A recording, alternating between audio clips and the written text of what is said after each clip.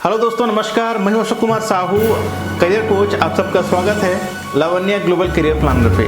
दोस्तों, आज का जो टॉपिक है मैं बहुत जल्द थोड़ा ब्रीफ बता देता हूं, देन इन डिटेल से बताऊंगा। लोगों का, बहुत सारे मेरे व्यूअर्स का एक क्वेश्चन था, ये क्वेरी था कि सर होटल मैनेजमेंट करने के बाद हमें कितना घंटा काम करना होता है होटल इंडस्ट्री में या होटल जॉब्स में। तो दोस्तों, आज मैं इसके बारे में डिटेल से बताऊंगा कि कितना घंटा काम करना होता है अगर आप hotel management as a career choose करते हैं, और जब आप होटल या रेस्टोरेंट्स में जाके जॉब लेते हैं या काम करते हैं तो कितना घंटा आपको काम करना होता है, मैं आपको बताने वाला हूं। तो शुरू करते हैं।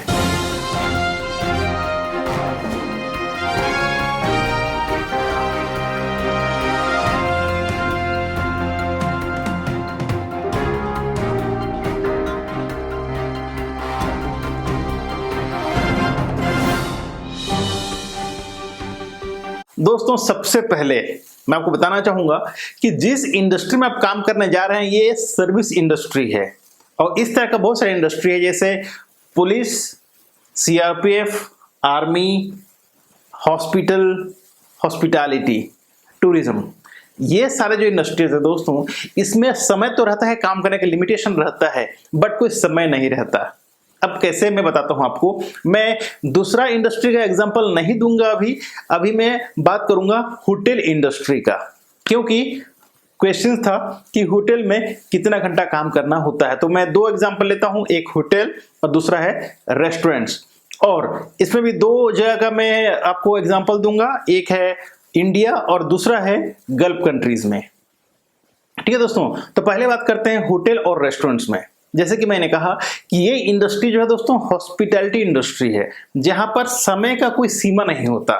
हालांकि यहाँ का जो गवर्नमेंट है बहुत बार कहता है लेबर लॉ के हिसाब से कोई भी एम्प्लॉइज हैं, एम्प्लॉइज को 8 से 9 घंटा ही काम करना चाहिए। अगर वो ओवर टाइम करता है तो उसे ओवर टाइम वेजेस मिलना चाहिए।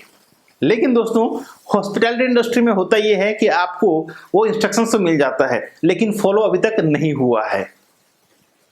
और जहां तक मैं बात करूं तो होता क्या है, जो कंपनी का ओनर्स होते हैं, कंपनी के जो मैनेजमेंट होते हैं, वो मैनेजर्स को ये कहते हैं कि तुम्हारा जो एसोसिएट है वो सिर्फ 8 घंटे 9 घंटा काम करना चाहिए।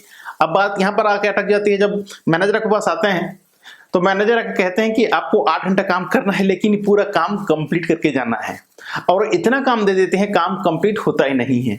तो मजबूरन आपको होता यह है कि आपको परफॉर्मेंस दिखाना है, प्रमोशन लेना है, इंक्रीमेंट लेना है। तो ये सारे रीजन है दोस्तों। आप क्या करते हैं, 8 की जगह 10, 10 की जगह 12, 12 की जगह 14 घंटा काम करते हैं। ये एक कारण हुआ। दूसरा कारण ये है कि अगर आप इन F&B सर्विस या किचन में हैं, चलो फ्रंट ऑफिस का तो खैर मैनेज हो ही जाता है क्योंकि वो ज्यादा बिजीएस्ट नहीं रहता और उनका काम बहुत कम रहता है। लेकिन अगर मैं एग्जांपल देता हूं दोस्तों F&B सर्विस का, तो ये 24/7 चलने वाला है। अगर मैं दिन का ही बात करूं तो जैसे 3 मील पीरियड है, ब्रेकफास्ट, लंच और डिनर, तो तीनों में दोस्तों गेस्ट कंटिन्यू आते रहते हैं। और हर समय हर होटल्स में या रेस्टोरेंट्स में स्टाफ की कमी रहती ही है, क्योंकि वो अपना बजट को जैसे तैसे करके मैनेज करने के लिए कम स्टाफ रखते हैं। ये वजह है कि आपको ब्रेक शिफ्ट करना पड़ता है, आपको लॉन्ग शिफ्ट करना पड़ता है, आपको स्ट्रेट शिफ्ट करना पड़ता है, तो कई तरह के शिफ्ट होते हैं। और यही वजह है कि जब आप काम करते रहते हैं तो कोई गेस्ट को आप छोड़कर जा नहीं सकते। इसे बहुत सारे रीजन है। जैसे मैं एग्जांपल अपना देता हूं, जब मैं काम करता था तो मुझे मेरे मैनेजर कहते थे कि तुम चले जाओ घर, लेकिन मैं जाता नहीं था, क्योंकि मेरा जो रेगुलर जो गेस्ट रहते थे उनको छोड़कर जाना मतलब मुझे अच्छा नहीं लगता था, क्योंकि वो उनको जो है मेरा सर्विस, मेरा टिकट्स, मेरा बिहेवियर उनको अच्छा लगता था, और चाहते थे कि उनका जब तक लंच हो या डिनर हो जब तक खत्म ना हो जाए तो मैं शिफ्ट छोड़ के ना जाऊं। और उसके बाद में दोस्तों अच्छा खासा टिप्स भी देते हैं। और यही सबसे बड़ा वजह होता है कि भाई लोग जो है लॉन्ग आवर तक काम करते हैं। तीसरा, मैं हर बार बोलता हूं कि you must be passionate for your job.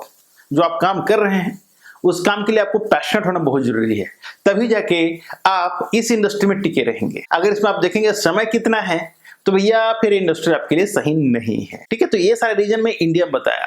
अब मैं बात करता हूँ अब्रॉड का। अब्रॉड में लेता हूँ दोस्तों एक कंट्री, दुबई।